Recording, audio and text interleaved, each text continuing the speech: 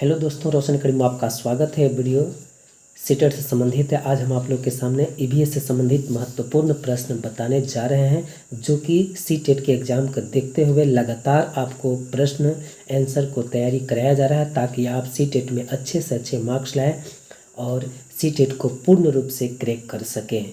तो आप लोग अगर मेरे चैनल पर नए हैं तो जल्दी जल्दी जुड़ जाएं और दोस्तों को शेयर करें और चैनल को सब्सक्राइब कर लें और बेल आइकन को दबा दें, ताकि आपको सबसे पहले नोटिफिकेशन प्राप्त हो। तो चलिए हम आज बात करते हैं ईवीएस से संबंधित महत्वपूर्ण प्रश्न, जो कि आपका क्रैक करने में सबसे बड़ा उपयोगी सिद्ध होगा यह वीडियो। तो आप लोग इस वीडियो को अधिक से अधिक देखें, लास्ट तक बने रहें। तो चलिए बात करते प्रश्न देखेंगे। रोहन के विद्यालय में एक विज्ञान प्रदर्शनी का आयोजन किया गया था। इसका आयोजन एक उद्देश्य के साथ किया गया था। आपके विचार से कौन सा उद्देश्य सर्वाधिक उपयुक्त है? पहला, विद्यालय का नाम प्रसिद्ध करना। दूसरा, अभिभावकों को संतुष्ट करना। तीसरा, विभिन्न व्यवसायों के लिए विद्यार्थियों को प्रशिक्षित करना। चौथा, विद्यार्थियों के लिए सृजनात्मक माध्यम उपलब्ध कराना। तो आप लोग आंसर करें कमेंट में, इसका आंसर क्या होगा। तो चलिए, इसका आंसर चौथा हो जाएगा, शिक्षार्थियों के लिए सृजनात्मक माध्यम उपलब्ध कराना। यहाँ पर करें विद्यालयों का नाम प्रसिद्ध करने के लिए, यानी विद्यालयों का नाम रोशन करने के लिए। जी नहीं, यहाँ पर एक गलत हो जाएगा। अभिभावकों को संतुष्ट करने के लिए, ऐसा नहीं है कि अभिभावकों को संतुष्ट करने से केवल काम चल जाएगा विद्यालय स्तर पे। विभिन्न व्यवसायों के लिए विद्यार्थियों को प्रशिक्षित करना। व्यवसाय जहाँ पर आप देखें ये निगेटिव सेंस होता है। पहला 76 के आपका चौथा प्रश्न हो जाएगा। 76 के आंसर आपको चौथा ऑप्शन होगा, शिक्षार्थियों के लिए सृजनात्मक माध्यम उपलब्ध कराना। क्योंकि यहाँ कह रहा है कि रोहन के विद्यालय में एक विज्ञान प्रदर्शनी का आयोजन किया गया है। किसका? विज्ञान प्रदर्शनी का आयोजन किया गया है। इसका आयोजन एक उद्देश्य के साथ किया गया। आपके विचार से कौन सा उद्देश्य सर्वाधिक उपयुक्त है? तो विज्ञान का प्रदर्शनी इसलिए किया गया है कि शिक्षार्थियों के लिए सृजनात्मक माध्यम उपलब्ध कराना। चलिए आगे देखते हैं। 77 नंबर प्रश्न देखेंगे। कांसा ब्राज, कांसा को ब्राज भी कहते हैं, के विषय में जिसका उपयोग गोलकुंडा के किले में मिली तो गया था। सही कथन चुनिए। पहला, कांसा तांबा कॉपर, तांबा को ही कॉपर कहते हैं तथा टीन की मिश्र धातु है। दूसरा, कांसा तांबा तथा प्लेटिनम की मिश्र धातु है। तीसरा, कांसा एक तत्व है। चौथा, कांसा तांबा को कॉपर कहते हैं तथा जस्ता को जिंक कहते हैं तथा जस्ता की मिश्र धातु है। तो आप लोग आंसर करें कौन सा आंसर होगा। कि जितने भी मिश्र धातु होते हैं आपको एक ट्रिक के माध्यम से एक वीडियो में हम क्लियर कर देंगे। मात्र 1-2 मिनट का वीडियो होगा, उसमें हम बिल्कुल क्लियर कर देंगे। क्योंकि जब भी सीटेट पूछता है तो एक न एक प्रश्न जरूर पूछ देता है इससे मिश्र धातु से। तो इसके लेकर के हम एक वीडियो जरूर आपको, ज़्यादा नहीं 1-2 मिनट का हम बता देंगे आपको ट्रिक के माध्यम से। ऐसे भी कांसा ताटी पीतल ताज जर्मन सिल्वर निकल ताज, इसका ट्रिक होता है, इस पर हम बता देंगे आप लोग को कैसे इसमें याद करने का सही तरीका है। तो आप लोग इसको आंसर करेंगे। इसका आंसर पहला हो जाएगा कांसा तांबा। इसका पहला आंसर हो जाएगा कांसा तांबा कॉपर तथा टीन की मिश्र धातु है, यही इसका आंसर होगा। तो आगे देखते हैं 78 नंबर प्रश्न देखेंगे। 78 नंबर प्रश्न देखेंगे।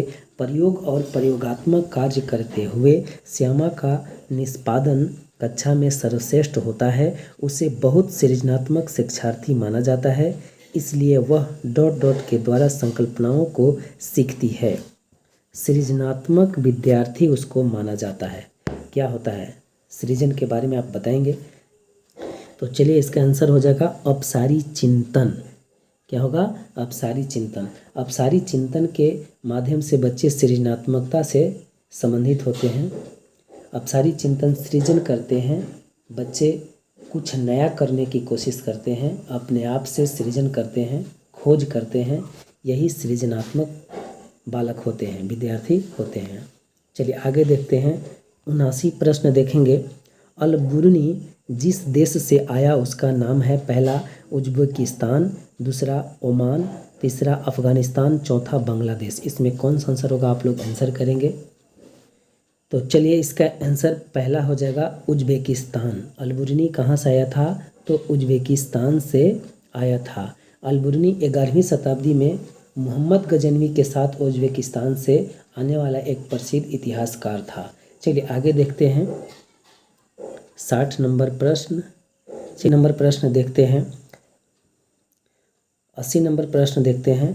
तो 80 नंबर में आपको देखिए यहाँ पे कैलकुलेशन वाला है, क्योंकि न्यूमेरिकल हम बाद में कराएंगे। न्यूमेरिकल से संबंधित जो भी आपको पूछा जाता है 1 to 5 में उसको हम अलग से वीडियो बना के जल्द में ख़त्म करेंगे। आपको सब वीडियो मिलेगा, आप चिंता नहीं करें। सीटेट के जो भी आपका क्वेश्चंस बनते हैं एग्जाम के लिए सभी तरह से आपको पूर्ण रूप से कराया जाएगा, आप चिंता नहीं करें। 81 नंबर क्वेश्चंस देखेंगे।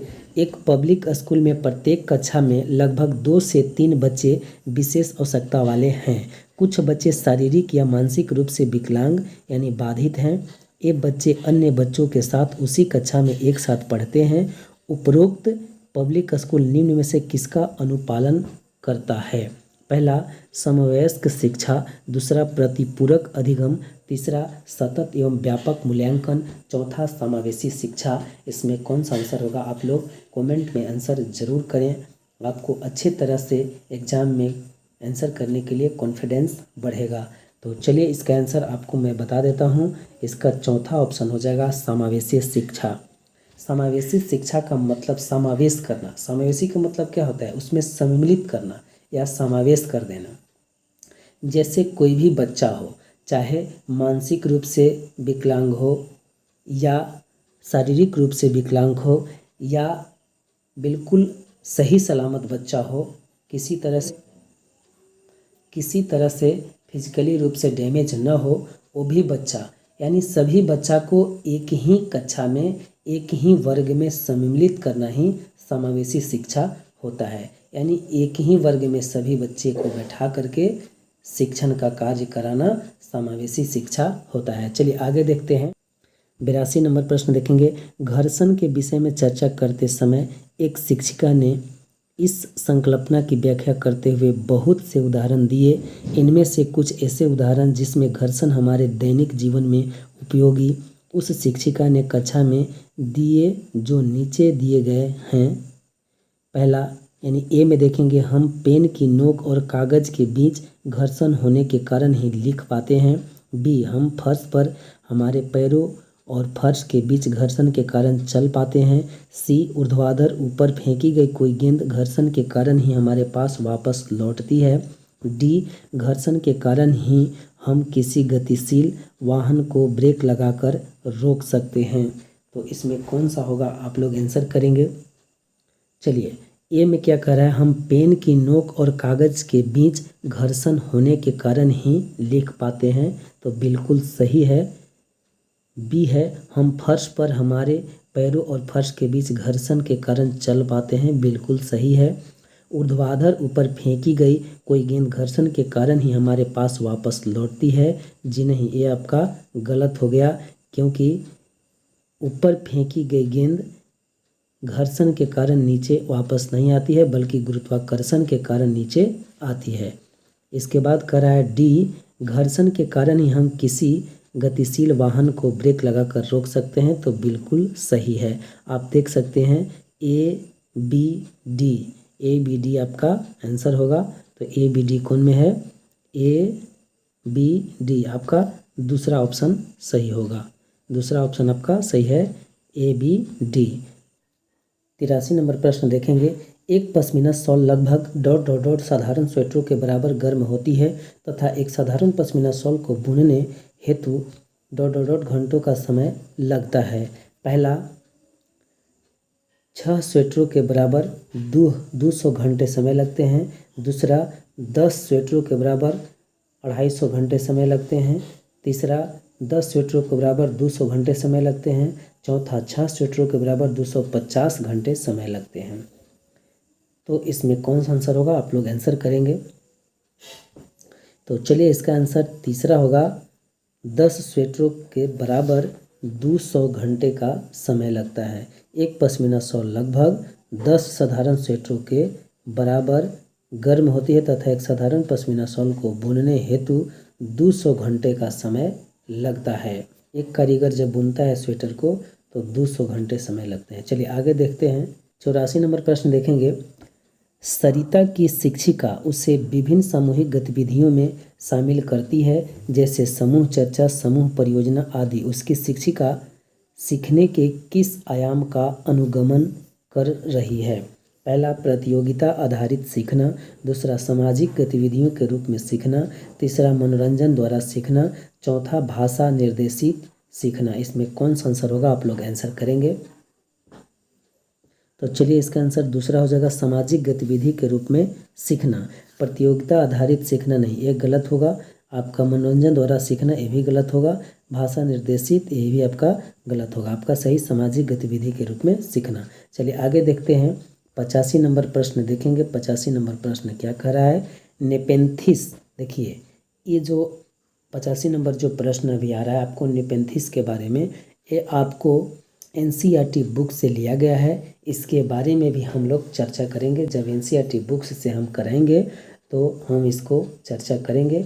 और पूर्ण रूप से एनसीईआरटी में ऐसा आप लोग के निचोड़ के रूप में हम दे रहे हैं कि जो 15 नंबर ईवीएस से जो कंटेंट्स से जो प्रश्न पूछे जाते हैं उससे 15 में 15 प्रश्न आपको बिल्कुल मिलेंगे अगर वो आप पढ़ लेते हैं तो चलिए 85 नंबर प्रश्न देखें। निपेंथिस एक ऐसा पौधा है जो मेढकों, कीड़े मकोड़ों और चूहों जैसे छोटे जीवों को अपने अंदर फंसा कर खा जाता है। हमारे देश में यह पौधा पाया जाता है।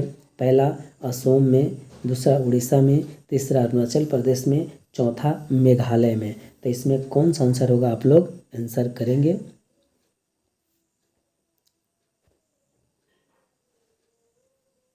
तो चलिए इसका आंसर हो जाएगा आपका चौथा, मेघालय में। यह भारत के मेघालय राज्य में पाया जाता है। यह नेपेंथिस एक ऐसा पौधा है जो अपनी नाइट्रोजन को पूर्ति करने के लिए छोटे छोटे कीड़े मकोड़े चूहों को खाना पसंद करता है। चलिए आगे देखते हैं 86 नंबर प्रश्न को। उसे चुनिए जो अन्य से भिन्न है। उसे चुनिए जो अन्य से भिन्न है। 86 नंबर प्रश्न। पहला ग्रीस, दूसरा पेट्रोल, तीसरा कोयला, चौथा पैराफिन मोम। तो इसमें कौन सा आंसर होगा? आप लोग आंसर करेंगे। पेट्रोल क्या है? पेट्रोल एक तरल ईंधन है और बाकी जो ग्रीस, कोयला, पैराफिन मोम जो है ये बाकी सब ठोस ईंधन के प्रकार हैं। और पेट्रोल क्या है? एक तरल ईंधन है। तो यही अंतर है, यही भिन्न है। चलिए आगे देखते हैं। 87 नंबर प्रश्न देखेंगे। बिहार के गांव में बहुत से किसान अतिरिक्त धन कमाने के लिए मधुमक्खी पालकर शहद एकत्रित करने का कार्य करते हैं। मधुमक्खी पालन करने का सबसे अच्छा समय है। पहला जुलाई से सितंबर, दूसरा अक्टूबर से दिसंबर, तीसरा जनवरी से मार्च, चौथा अप्रैल से जून। इसमें कौन सा आंसर होगा? आप लोग आंसर करेंगे। कमेंट में आंसर आप लोग ज़रूर करें, क्योंकि आप कमेंट में करेंगे तो आपका कॉन्फिडेंस बना रहेगा। सीटेट में जब एग्ज़ाम हॉल में जाएंगे सीटेट के एग्ज़ाम देने के लिए तो आप वहाँ एक्यूरेट अच्छे तरह से आप ऑप्शन को चुनेंगे। तो 87 के आप लोग आंसर करें कौन सा आंसर होगा। तो चलिए इसका आंसर दूसरा हो जाएगा, अक्टूबर से दिसंबर में। मधुमक्खी पालन का सही समय क्या है? अक्टूबर से दिसंबर। क्योंकि अक्टूबर से दिसंबर में मधुमक्खियाँ क्या करते हैं? अपने फूलों से पराग को अधिक मात्रा में एकत्रित करते हैं और जो उससे मध बनाने का काम करते हैं उससे। 88 नंबर प्रश्न देखेंगे। एक ही तरह की फसल बार बार उगाने और बहुत से रसायनों के उपयोग करने से मृदा पहला किसी विशेष फसल के लिए उपयोगी बन जाती है, दूसरा सिंचाई के लिए उपयुक्त बन जाती है, तीसरा उर्वर यानी उपजाऊ बन जाती है, चौथा बंजर हो जाती है। एक ही तरह के फसल बार बार उगाने से क्या हो जाता है? तो चौथा हो जाएगा आपको बंजर हो जाता है। उपयोगी बन जाता है जी नहीं, गलत। सिंचाई के लिए उपयुक्त बन जाती है, नहीं जी गलत। उर्वरक यानी उपजाऊ बन जाती है, जी नहीं गलत। आपका चौथा आंसर हो जाएगा बंजर हो जाती है। चलिए आगे देखते हैं। 89 नंबर प्रश्न क्या कहता है?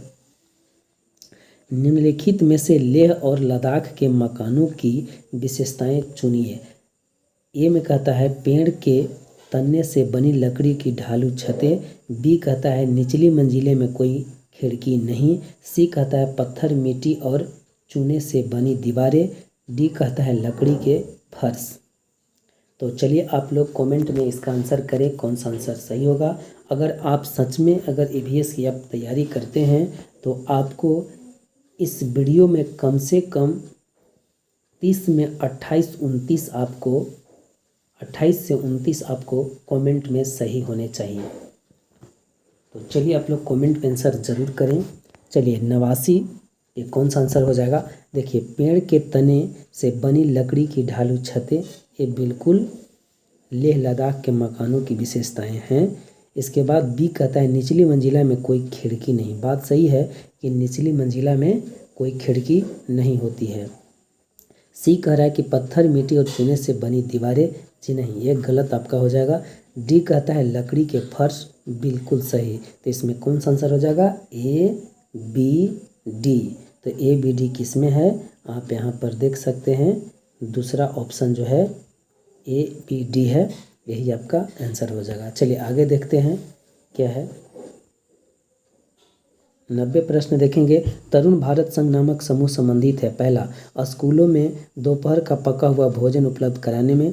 दूसरा, आर्थिक रूप से कमजोर वर्गों के बच्चों के लिए निःशुल्क कोचिंग कक्षाएं चलवाने में। तीसरा, पुरानी झीलें पुनर्निर्मित करने में।